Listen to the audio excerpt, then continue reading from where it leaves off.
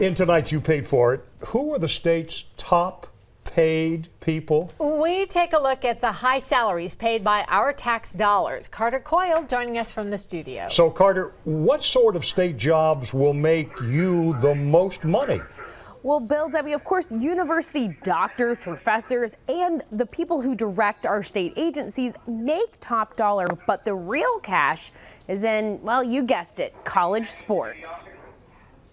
Pulled a list of state salaries and found 1,078 people make more than $150,000. The top 12 spots all go to the University of South Carolina, and all but 3 of those are in the athletic department. No surprise, Muschamp is at the top of the list, $1.1 million for coaching the football team.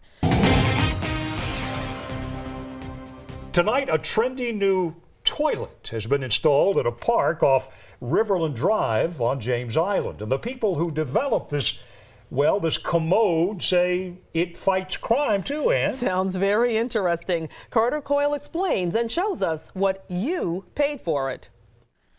Sometimes parks get a bad rap for attracting crime, which is why the Portland Loo was developed for the city of Portland, Oregon. Their website says it's not only easy to clean and maintain, plus built to last 100 years, but it also fights crime. That's right, there are 3 main features that fend off fiends. 1, they say the metal is graffiti-proof.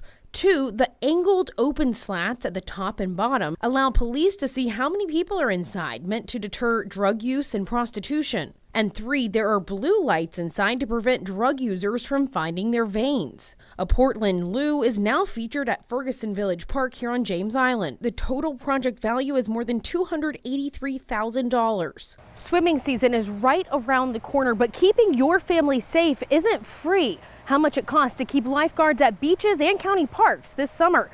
Tonight on You Paid For It. Every day, Charleston Water System staff rakes out items that should not have been flushed in the first place. Dental floss, hygiene products, potato chip bags, needles, even cash. But the biggest headache is wipes. This week, for the second time in less than a year, a massive collection of wipes clogged intake pumps. CWS has to hire divers to handle these clogs. They wear hazmat suits and dig through 3 feet of solid sludge, diving down with 0 visibility, feeling for any obstructions. We don't use flashlights. We don't bring them down there. It's a waste of time. It's a waste of money. It's a waste of effort. What's the price of such a job? Nearly $143,000. At least that's how much the October blockage cost. They removed a 12-foot-long mass of wipes weighing hundreds of pounds. When we go to the hospital, we don't expect to leave worse off than when we first arrived. But an Horry County woman says that's exactly what happened to her after she went to a Georgetown County hospital.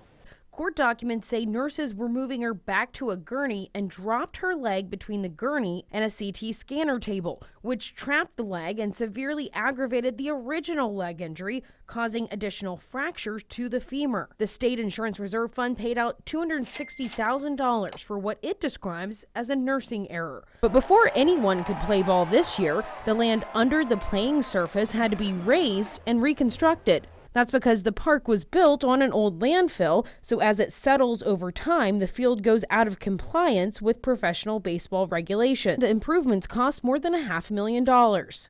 Hotels, flights, rental cars, and meals, traveling is not cheap. In this report from the State Comptroller General, Richard Ekstrom, who oversees state tax dollar spending, he said state government entities spent $81.4 million on travel during the most recent fiscal year.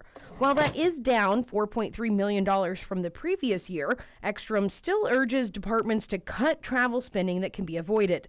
Carter Coyle explains in tonight's You Paid For It. Carter? Well, Debbie, I looked through the most recent payouts from the State Insurance Reserve Fund. So basically, just like you or I pay for car insurance or home insurance, schools, counties, and towns, they have to pay for insurance coverage too. And of course, your tax dollars pay for those premiums. Well, the importance of that insurance coverage is especially clear after a major hurricane. Even almost 2 years after Hurricane Matthew, the fund paid out $3.571 million for damage in counties and cities that they sustained during that storm. And those are just the payments made in April, May, and June of this year for Matthew. We're used to seeing school district expenses for trips to Columbia, Myrtle Beach, even Washington, D.C. But one travel reimbursement last month really caught our attention. A A trip to Hawaii?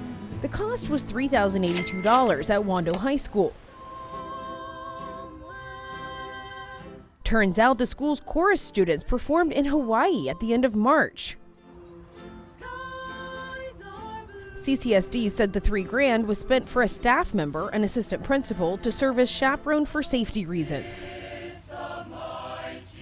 One of my best friends was visiting from New York this weekend, and she was walking around Colonial Lake Park here when she saw this free sunscreen dispenser. She's very fair-skinned and was thrilled to see it out for the public to use. That got me wondering who pays for these and where else are they located in the city?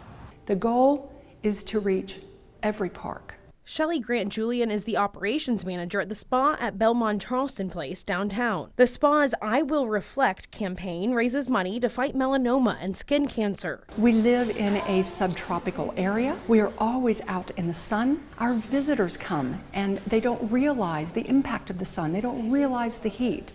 So it all started with that in mind. They really wanted to touch even more of the community, so about a year ago they partnered with the nonprofit Impact Melanoma. They started with a pilot of 25 sunscreen dispensers downtown, areas such as the Riverdog Stadium, Cooper River Bridge, Waterfront Park, and Colonial Lake. The automatic dispensers made by BrightGuard cost $50 to $70 each, but thanks to sponsors and donations, I Will Reflect is paying for the dispensers and the refills. So the cost to the city and the taxpayer is just the time it takes for parks workers to clean and refill the units. It's about making an impact for every person who comes through our beautiful city so that everybody can be safe in the sun. They're installing 3 more dispensers on MUSC's campus and at 3 high schools. We encourage safe sun activity and safe sun fun. In Charleston, Carter Coyle, Live 5 News.